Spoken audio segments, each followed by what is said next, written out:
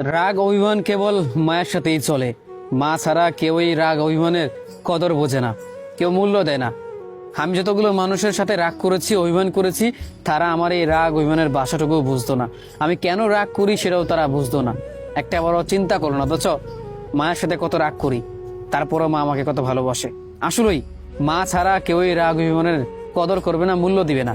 আপনি দেখবেন আপনার জীবনে অনেক স্পেশাল মানুষ থাকবে, তাদের সাথে রাগ করবেন, কেন রাগ করবেন সেটা তারা বোঝার চেষ্টাও করবে না। আপনার রাগের ভাষাটা কি বা কেন আপনি তাদের সাথে রাগ করছেন সেটা সে বুঝবে না।